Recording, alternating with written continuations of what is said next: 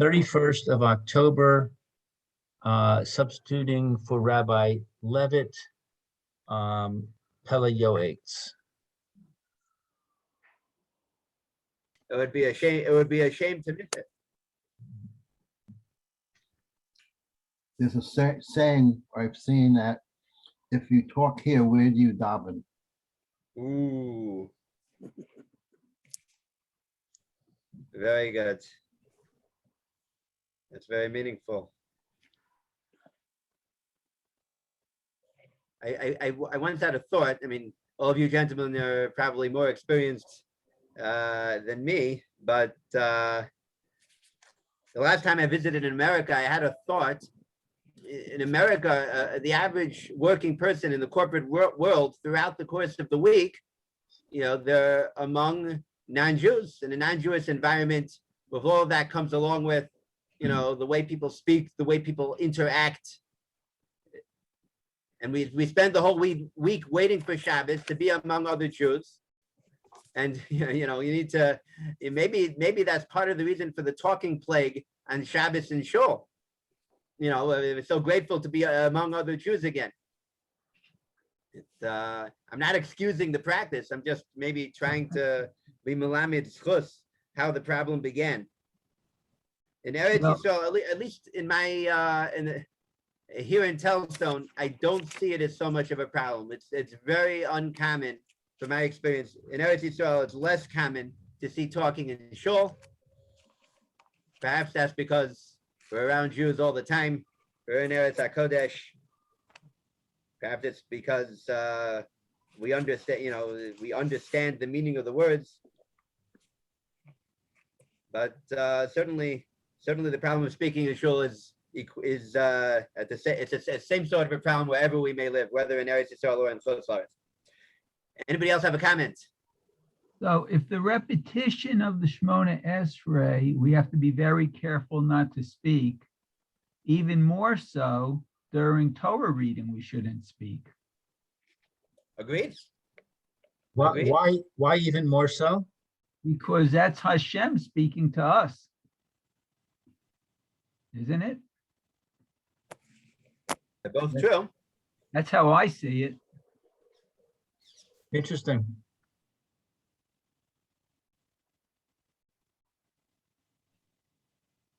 Sounds good. I'm with you 100%. One vote. Good. All right. I'm with you too. Okay, thank you. Oh my. Shall we proceed? I can think Okay, of who's up another for the next reason paragraph? also, and that is that with the Torah reading, we're supposed to be listening. We're supposed to be hearing it. Mhm. Absolutely. It's a public learning of Torah, and you can in some ways accomplish a lot more than when we're learning by ourselves, right? You're showing you don't want to talk during either the public davening or the public Torah reading. Is showing you don't want that connection with Hashem, and also showing we don't want to be part of the tzibur, which is doing so, which is connecting with Hashem. So we would lose out tremendously if we get distracted during that precious time in shul. Okay. What do you think, gentlemen? Should we move on to the next paragraph? How about a volunteer? I guess I can read. Okay, take it away, Mayor. I will do that. It is well known that our sages in Chulin said that the reward of a blessing is the value of 10 golden coins. How much effort does a man expend to earn 10 golden coins? Yet these fools throw away so many golden coins with their own hands without paying attention to control their evil inclination just a little bit. It is a profound principle in Torah that a person should consider the reward for a mitzvah and the deficit of a sin. One must strengthen oneself in controlling his evil desires, and this will be a source of great benefit. It is a custom of men of good deeds to hold a siddur in their hands during the chazan's repetition, just like they do for the silent Shemona Esrei, to facilitate their listening attentively to the prayers. You know, when I grew up, I didn't grow up in an Orthodox environment. The rabbi of the shul said just that whenever you're davening, you should always be looking at the Siddur. And he said, you know, many people know the prayers by heart, but he said that if you do it by heart, you could possibly. Nuclear energy has to be a part of this mix. We needed all of the energy supply needs. The needs continue to go up.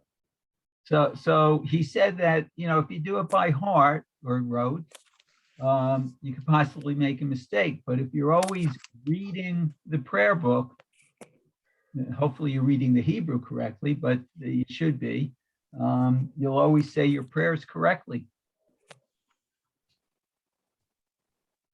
Don't forget that certainly tefillah can be done in English or any language that you understand. We try to pray in Hebrew, but that's not, that shouldn't be holding a person back.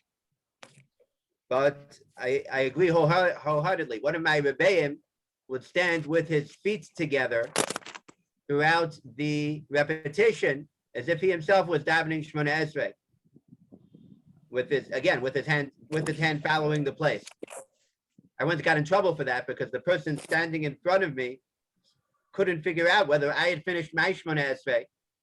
He was like, why is he standing still and not moving? You know, he didn't take his 3 steps back because he thought I was still davening. But in a sense, we were. In a sense, we were, because we're all in the Chazan's repetition, in the Chazar Sashatz, we're all davening together. Let me just point out this, at the very beginning of the paragraph, 10 golden coins. Where did that come from? The value of a blessing is 10 golden coins. Any suggestions? It says in It says here a Chulin, source, it's in Chulin. Chulin 87a. It could be regarding the mitzvah of kisui hadam. If the shochet shechted an animal, if somebody else stepped in and covered the blood of the chicken before the shochet had a chance to.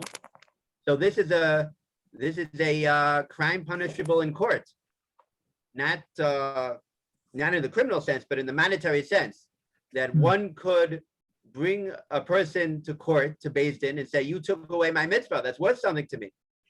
And the person to grab away somebody's mitzvah can be monetarily sued for the price of 10 golden coins. But of course, the true value of a bracha or a mitzvah is infinite. You know, the true value of a mitzvah, the Mishnah says in Avos, we will only know in Shemayim. We don't know how much it's worth. Since we have to put some monetary value on it, you know, the court can't say you must pay an infinite amount of money. So the value is set as 10 golden coins. Like if I have my children at the table, I ask one particular child, please pass the salt, and another child grabs it and passes it in their head. You know, that isn't necessarily something to praise. You know, you took away your sibling's mitzvah. That's what it should be worth something to us, just like the money in the wallet is worth something to us. I'm saying it's just like you just said in Chulin, but it's not a bracha; it's a mitzvah. He says the reward for a blessing is 10 golden coins, but this is not talking about the blessing. Like you said, it's talking about the mitzvahs covering the blood. That's true. Maybe there's another source that it applies even to a mitzvah midrabanan, like making a blessing. Kisui Adam is a mitzvah midoraisa, a Torah mandated mitzvah. There might be other sources in Shas that it applies to a mitzvah midrabanan as well. Oh, it says the Gemara proceeds to clarify whether the compensation is for the actual mitzvah of covering the blood or for the blessing. And Rashi, there's a Rashi on it. So apparently it's a Okay. Doesn't the shochet say a blessing every time he does a shechita? No, not every time, only the first time. Only the first time. Okay. That's true. But kisei adam, covering the blood after the shechita, is a separate mitzvah. Okay. If the shochet has a whole string of 10 chickens to shecht, and before he has the chance to finish the shchitot, somebody else comes along and covers the blood, that's called stealing the shochet's mitzvah of covering the blood. And he can be sued for 10 gold coins. But there's no So bracha for covering the blood. I believe there is. There is a Oh, bracha. yeah. Al kisei adam. Maybe the first time. Oh, yes, no, you're right. You're right. I did say a bracha. Yes, yes. Okay, no, I remember now. The rabbi had me say a bracha. Very nice. We don't use chickens for kaparos here in Telstone, so I haven't said this bracha in a while. I don't do kaparos. I had chickens shechted for the holiday. Ah, okay, very nice. Nothing wrong with that. Okay, let's proceed. Any other volunteers? Alan, would you like to read a paragraph? I read, didn't I? Oh, I'm sorry. Alan, you Okay, I said- guess it's my turn then. Okay, carrying on. It is written, a person with a good eye should bless. Now we're moving on to a completely different type of blessing. Not blessings directed towards Hashem, but blessings towards our fellow man, towards our fellow Jew. Our sages commented, do not read it should bless, tov ayim hu yivorech. Rather, he will be blessed, will be blessed, yivorach. A good person will always be blessed.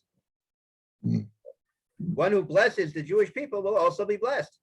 As it is written, I will bless those who bless you. In other words, one who blesses the fellow Jew, he himself becomes blessed. By the same token, the one who curses the Jewish people forfeits his own life. As it is written, and those who curse you, I will curse.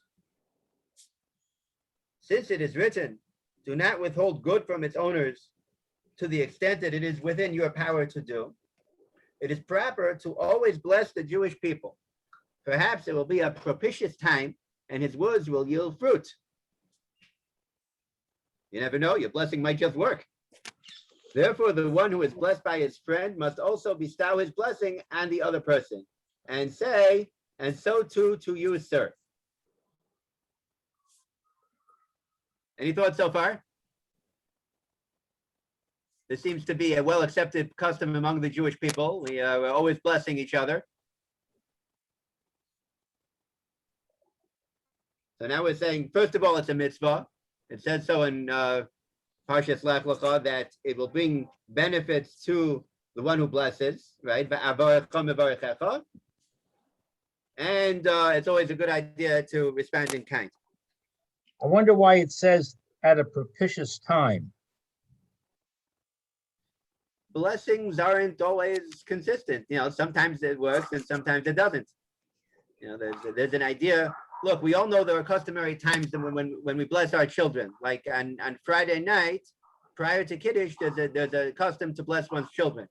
Or on Yom Kippur, before we head out to Kol Nidre, we bless our children. So there's an idea of meaningful times when blessings are more likely to be accepted by Hashem. So it sounds like Hashem is kind of acting like a slot machine. Sometimes you pull the handle and you hit the jackpot, and sometimes you pull the handle and you don't get nothing. You never I know. don't think you- Try and we That's try very again. propitious to me. I don't think you ever get nothing. I mean, that's not the way of Hashem. You may not get what you want.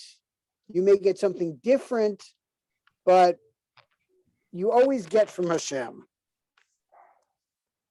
And it's possible also that you get the blessing, but you might not recognize it at that moment.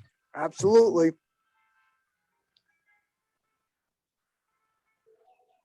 Okay, sounds good.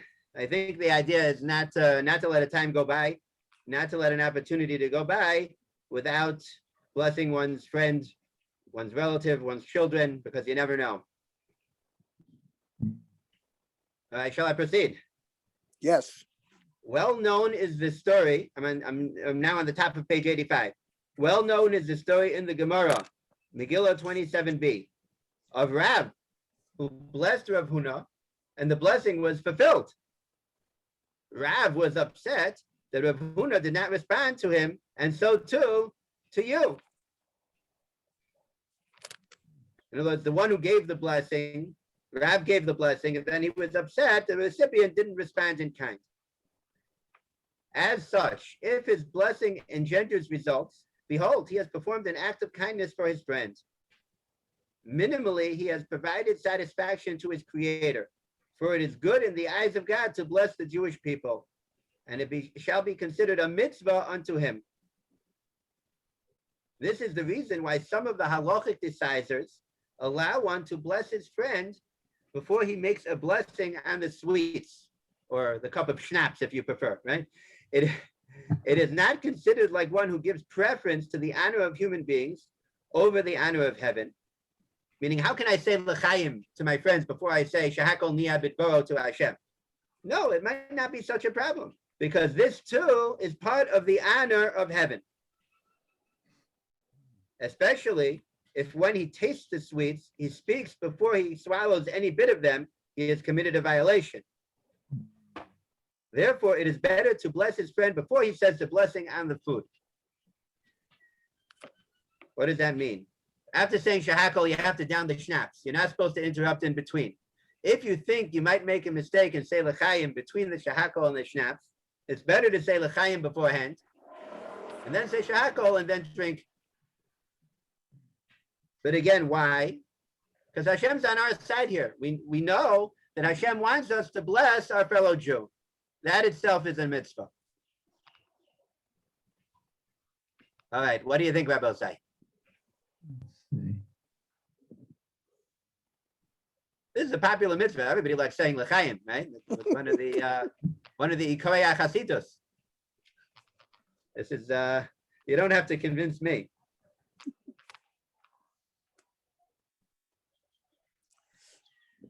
I guess we'll call it get. It also Yeah. holds true for any mitzvah, right? If you say a bracha, you should say do the mitzvah right after reciting the bracha without any interruption, speaking or anything else. Yes. No. Absolutely. So any prefatory remarks or preparations should be done before reciting the bracha. So again, he says common practice is to say l'chaim, then say the bracha, and then drink. This comes up also on Rosh Hashanah night when we eat the apple and honey and the other simanim. Right? We don't interrupt between the ha'etz and eating the apple. Rather, we say the Yehi Ratzon either beforehand or afterwards. Is it better to say the Yehi Ratzon after you've eaten the food? That's Or what I before do that's what I do for the first fruit, whether it's the dates or the apples. The fruit that I'm making the ha'etz on, you're correct. You say ha'etz, you eat a bit of the food, and then you say the Yehi Ratzon. Mhm. But That the is other correct. simanim, which you don't need separate brachas for, Then you can really say the Yehi Ratzon before you eat the food. even before, okay. Right. But I think what the author is saying is don't get confused. If you're going to get confused, better to say l'chaim before you say shahakol. And I think that's common practice. And again, the idea is blessing your fellow Jew is in and of itself a mitzvah. Well, in the Passover Haggadah, the Yehi Ratzons are typically written before the blessing too. Usually, Yeah. right? We don't interrupt between the blessing, or sometimes multiple blessings on food, and eating. Mhm. Okay. All right, let's carry on. Who's up for the next paragraph?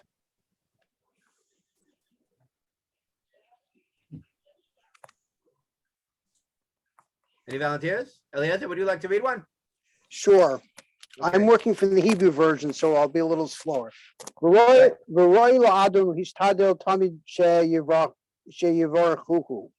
And I guess a person should be very should concentrate when he's making a bracha.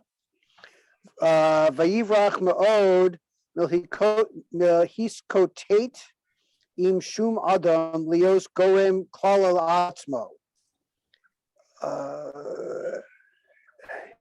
It should rush quickly. Yivarech ma'od. It should. 1 second. Let me just find the right place. Okay. I have the Hebrew edition in front of me. I'm just trying to find the right paragraph. Okay. It's like 4 or 5 paragraphs before the end of brachas. It Roy begins with Adam. Roy Roy Adam. Adam, I think we're still talking here about blessings between man and his fellow. right? It says, don't get into a fight. Don't get into a quarrel. Ah, Because okay. what would that cause?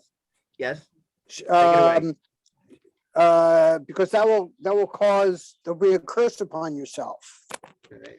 Shari Amru, I was saying, Zechron Levracha, was the Chachamim say, Al tei birchas hedyot kal beinecha. You should not treat the blessing of a common person lightly in your eyes. Yal tei klal hedyot kal beinecha. And the curse of a common person should not be taken lightly in your eyes. Umaisi sham megoyim shebarchu oklal legole hador v'niskaimohem. And we see that people who bless or curse the leaders of a generation, and these blessings or curses are fulfilled. Lefisha kol holech achar es v'harega. Everything depends on the time. Yeshas ratzon, yesh rega ba'apo. There are propitious times and to do these things. V'amru Rabbi Seni Zikron Levracha ilmoi birchason shel zikenos Naomi, were not for the brachas as the Canaan gave to Naomi, Niskatra Beitzesem Shel Beitz David. I guess we wouldn't have had Malchus Beitz David come out of it. L'chein kol adam chafetz bracha, that every person should have should love his brachas. Ubeprat leberchas tamidei chachamim tzadikim yisanallah, and he should get. He should desire the blessings of Talmidei Chachamim Tzadikim on him. He should run after them, go quickly after them. Because their brachas are close to being fulfilled. Al Hayoso. Machashiv Hatoras V'Tzidkas Hashem. In any event,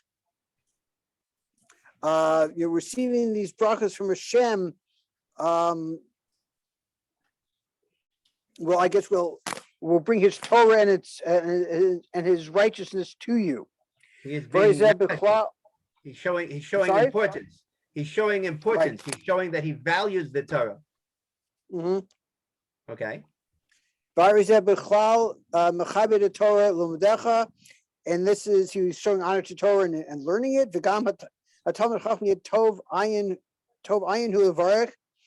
And a Talmud Chacham, he should look favorably on a person he's giving a bracha to.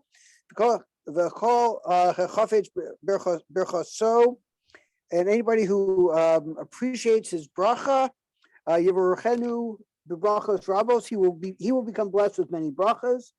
He may ichpas legorim tova. It will cause good for him. B'shei chavero nena, because and his friend will benefit him. Who eno chaser, and he's not going to lose anything. Mitzvah tachashiv lo, and it's a mitzvah to honor this or to value this. It'll be considered a mitzvah for him. All right, let's stop and discuss. First, we said that. Thank you, Eliezer. First, we said that don't get into fights, because getting into fights leads to one fellow cursing the other, and one never knows. It might come true. All right, sounds reasonable. And then it says the Gemara brings stories of even non-Jews. Non-Jews said that blessings, or sometimes even curses, would happen to Gedolei Hador, the greatest men of the generation. And sometimes it came true. Would that be against Jewish people or just Stam people, even the Gedolim among the Goyim? I mean, we would have to look up the Gemara. It says here it's Okay. Megillah Tezvav, but I believe it means the greatest members of the Jewish people, Okay, right? I mean, what we just had in the parasha, Avimelech, when he had to give back Sarah, he said, "Harehu loch kisus einayim." This will be a covering of the eyes for you. Right? He had to pay a lot of money when he gave back Sarah, and in the end, the son of Avram and Sarah, Yitzchak, became blind. Dude, I think that's what the Mefarshim explained. okay. There is one should be careful. You never know. There's sometimes when what a person says could have an effect, whether for good or for Oh, bad. for bad, yeah. Okay, what was the other source he brought from Megillas Rus? Because shel zakenos leNaomi. The old women, they gave a bracha to Naomi. Where would that be? Maybe in the 4th chapter of Rus.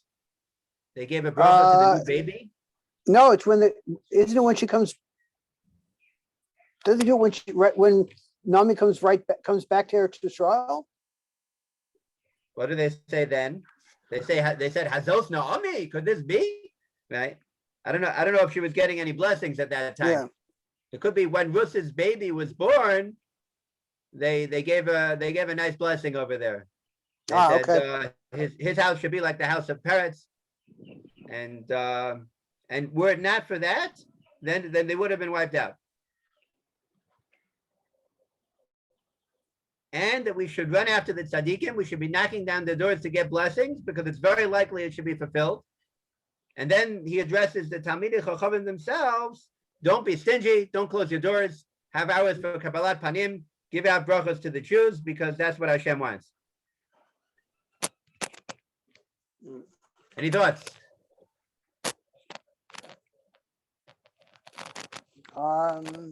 We certainly see that is the practice.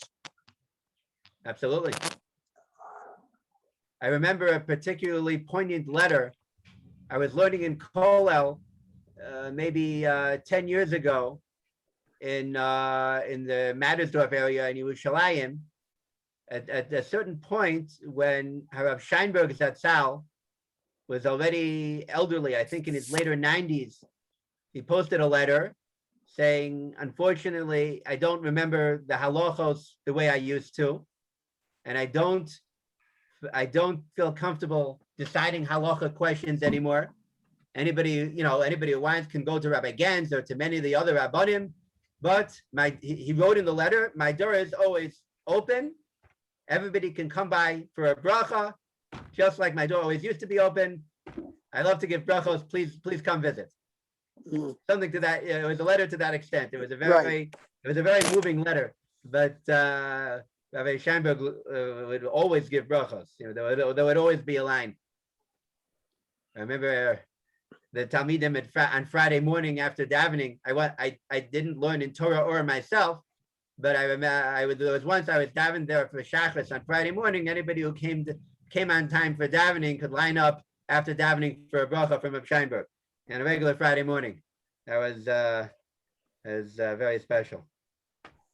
So yes, certainly the common practice in Klal Yisrael, we go to receive the brachos, and we shouldn't belittle it. It is very meaningful to get a bracha from an Adam Gadol, from a Gadol Torah. All right, let's move on. Lou, would you like to read another one? Okay. We're at when he greets his friend. The Amru B'Zohar. It's a quote from the Zohar. Let me find it. Yeah. Right. You're right. Yeah, go ahead. When he Maybe greets one his friend. in the English version, I have it on the bottom of page 85. Our sages said. Okay. Our sages said in the Zohar, When one wants to bless his friend, son, etc., he must first bless the Holy One, blessed is he. If he does not bless the Holy One, blessed is he first, the blessing will not be fulfilled. Such was the custom of Yatzal, that when a person would come to him for a blessing, he would place his hand upon his head and say, "May the name of the Holy One, blessed is he be blessed." And afterwards, he would bless the man or the young boy. So too, Lechida has written in his book, Vash Lefi. Take a look over there. I too have this custom. My sons, when anyone who comes to me for a blessing, that I place my hand upon his head and say, "May the name of the Holy One, blessed be he, be blessed. And may he in his compassion protect you from all evil, protect your life, and rectify you with good advice. May you be complete in character, intellect, and all forms of perfection. May no mistake come of your hand or anything that is defective, and may no wrongdoing be associated with you. May you find favor and good understanding in the eyes of God and men, and may nothing interfere with your service of God. May his name be blessed. May Hashem bless you and protect you. May Hashem shine his countenance upon you and be gracious to you. May Hashem lift up his countenance unto you and grant you peace. May your father and mother be happy, and the one who gave birth to you rejoice. May Hashem establish you like Ephraim and Manasseh." Maybe let's pause here. It's just a long paragraph. Any thoughts so far, Lou? What do you think? When we give the blessing of the children on Friday night, we usually start, we don't bless Hashem first. You say, Eureka, we say it should be like King Five Eureka, and then we say the Birkos Kohanim. That's We a don't great bless question. Hashem first. Is that incorrect? That's a great question. I'll tell you what I was thinking. There's a specific timing for the blessing, and that's immediately upon returning home from Marib. We've just spent an hour or so, praising Hashem in the shul. Oh, Then immediately we're upon not- we're- returning home, we bless our children. so we're relying on the fact we just daven Shemona Esrei as the praise for Hashem, and therefore we have the right to praise or the ability to pray, bless our children afterwards. Okay. That's what I believe. Okay. What about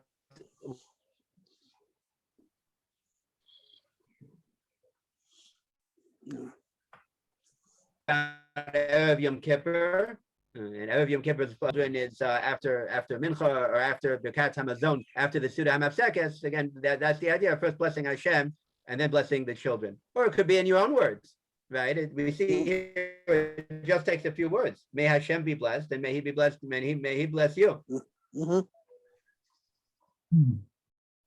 I'll tell you, I found another source in addition to the Zohar. I've never tried to do this on Zoom, but let me see if I try to share a screen.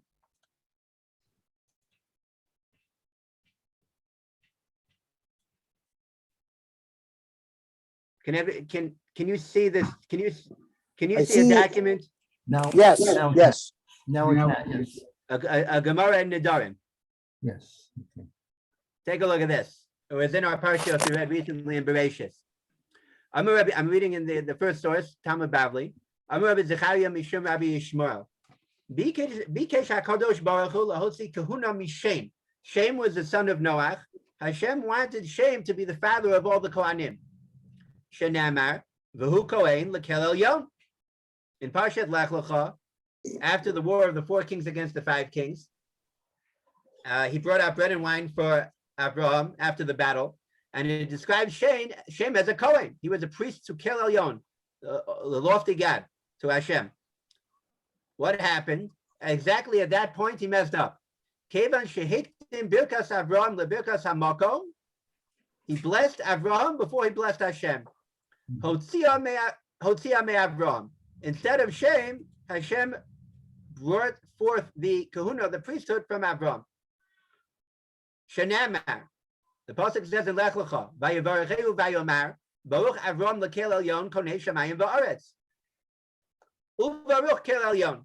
First, Shem blessed Avraham. Blessed is Avraham to Hashem, and blessed is Hashem. Amar lo Avraham, v'chi makdimin birchas eved lebirchas kono. Is that right? Do we first give the bracha to the servants, to flesh and blood, and then to the Creator? Miyad nitana leAvraham. Immediately, the priesthood, the right to be a Kohen, was given to Avraham. So this is an interesting source. Shanamar. This is a pasuk in Tehillim. Ne'um Hashem ladoni. So said Hashem to my master. Shev li mini ad oshis oyevecha hadom l'raglecha. Ubasrei ksiv. Nishba Hashem v'lo yinachem. Ata kohen le'olam al divrasi malki tzedek. I copied the parak of Tehillim below. That's the second source. We're interpreting the parak that is talking about Abraham's war against the 4 kings. Hashem says to Avraham, I'll make your enemies a footstool to your feet. Hadom l'raglecha. And then it says, Nishba Hashem. I'm looking at the parak. Nishba Hashem v'lo yinachem ata kohen le'olam al divrasi malki tzedek. The Gemara interprets, you, Avraham, you will now be the Kohen forever because of the words of Malki Tzedek. Malki Tzedek, who is identified as Shem Ben Noach, spoken properly, and for that he lost the kahuna. For exactly this reason. He blessed a person, he blessed Avraham before blessing Hashem. And just the last line of the Gemara, V'hainu dichtiv v'hu kohen l'kel elyon, hu kohen ve'ein zara kohen. Shem himself was the Kohen, but his children after him were not. So now we have a source in the Gemara. We have a source in the Gemara himself. One should always bless Hashem, and only then bless one's fellow man. I'll tell you another source. If you look at anybody know what are the classic blessings in the Torah? Where in the Torah do we have blessings? Birkas Kohanim. Okay. We have Yaakov blessing his sons, Ooh, Moshe blessing the Shvatim. That's a good one. If you think of Parshas Vayechi, when Yaakov blesses the Shvatim, I think we can find the same idea there. First, he addresses Ephraim and Menashe, and he says, "Hu Elokim let me just read you the pasuk exactly. One moment.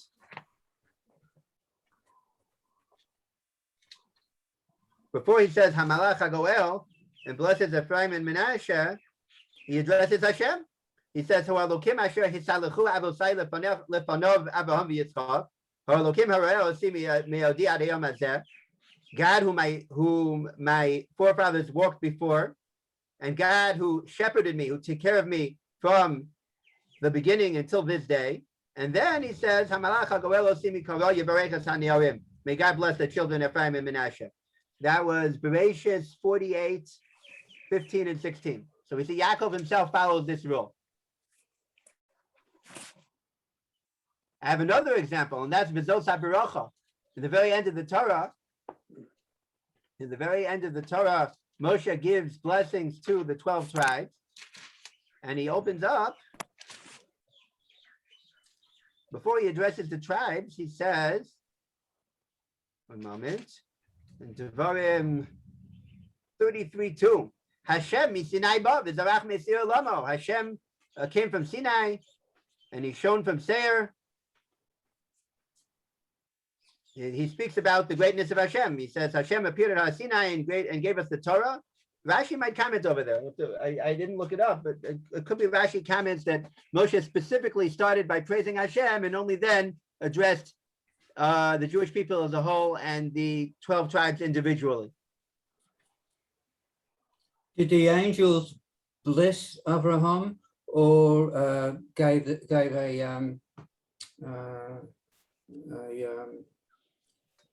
so said that this will happen? Once again,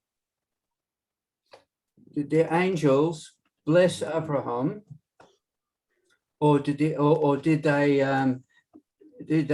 they simply saying a nevuah? I mean at the beginning of Vayera.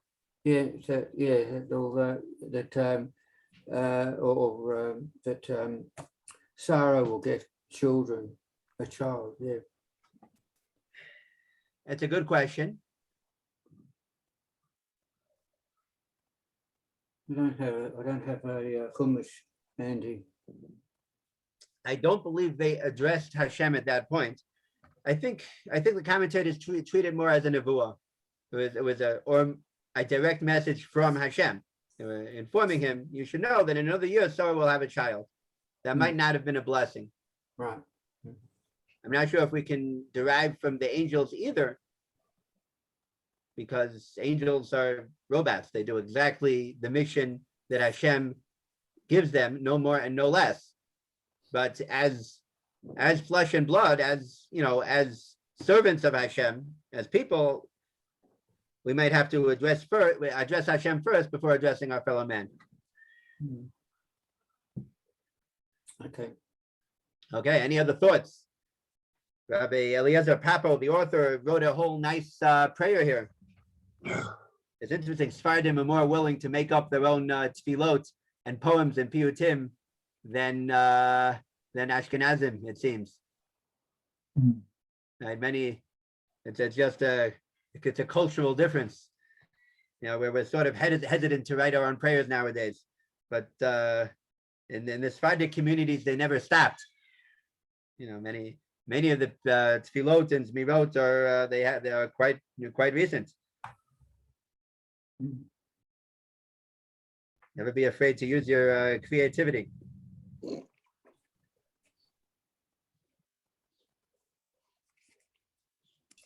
All right, should we do one more section?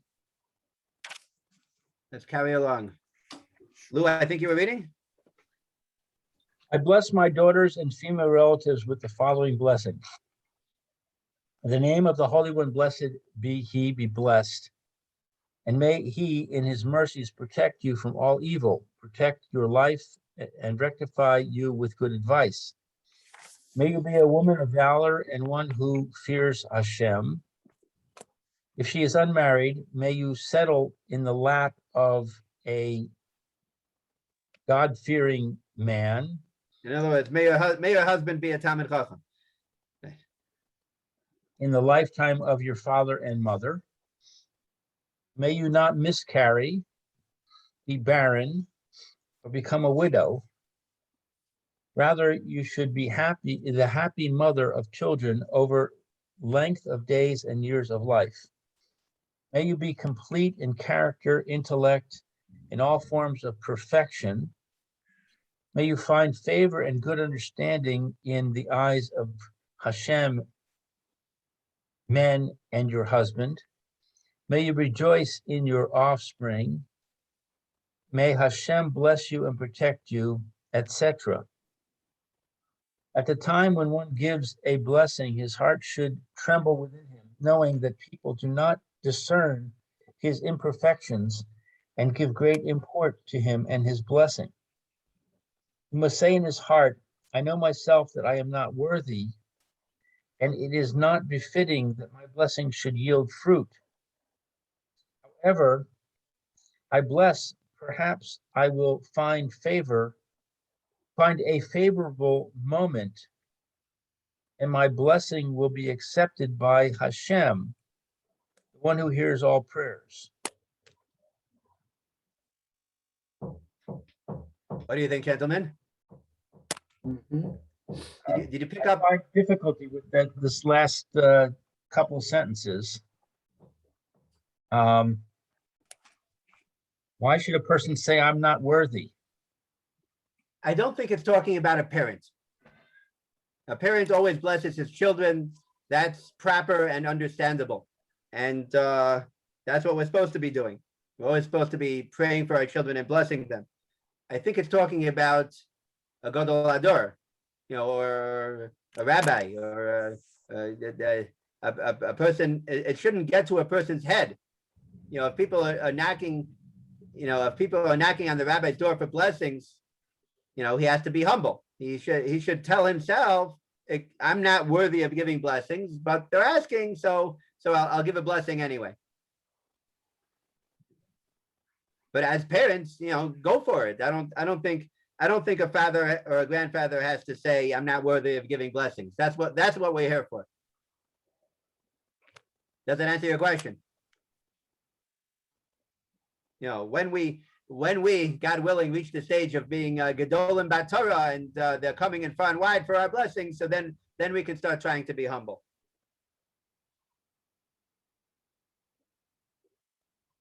Well, I don't understand what this point about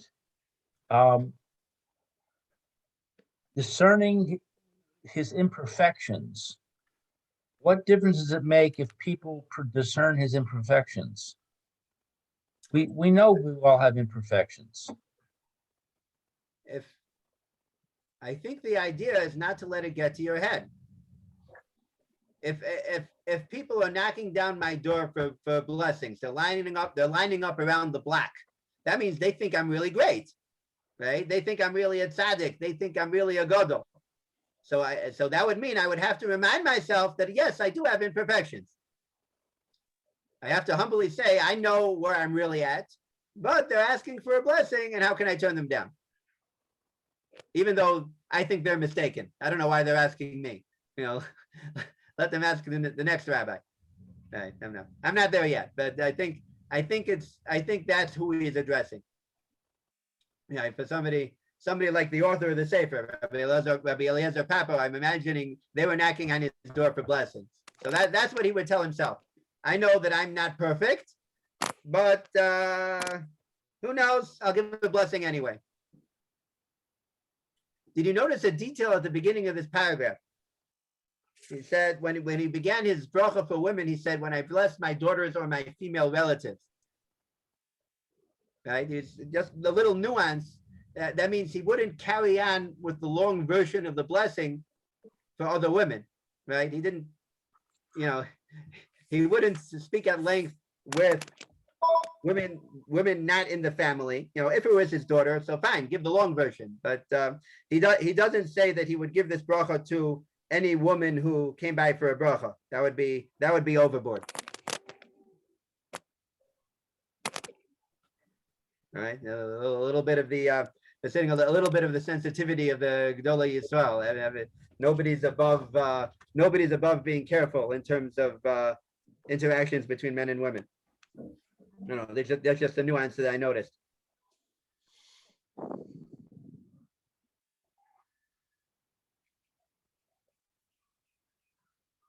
All right, any other thoughts? I'm uncomfortable with this whole idea of a blessing. I've never gotten a blessing, and I would never seek a blessing. It doesn't make any sense to me. If I need to pray to Hashem, I pray to Hashem. I see. There's certainly something more valuable about a direct connection to Hashem. And yet the sources are in the Torah. Hashem told Avraham, Hashem gave Avraham the power to bless, and he said, I'll back you up. Or Bekat Kohanim, Shemi al Bnei Yisrael va'ani avarichem.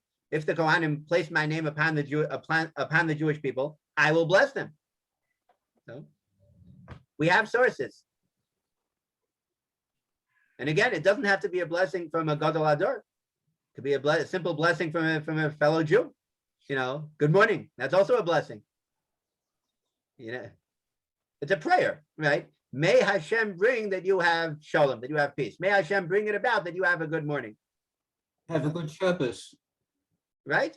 That is a prayer, right? We're even if we don't mention Hashem, we're implying it. You know, may Hashem give you a blessing. That maybe that's the kavanah behind it. But we're allowed. It says in the Torah that it's not called sidestepping Hashem. Hashem wants and encourages us to give blessings to our fellow Jew. Even to non-Jews, mipnei darkei shalom. You know, for ways of peace, we say good morning and shalom, even to non-Jews, to everybody that we interact with. Would you say that giving brachos to other Jews is part of Avos Yisrael? Certainly. So it could be a diraisa, v'ahavta l'reacha kamocha. Again, the sources for it are in the Torah.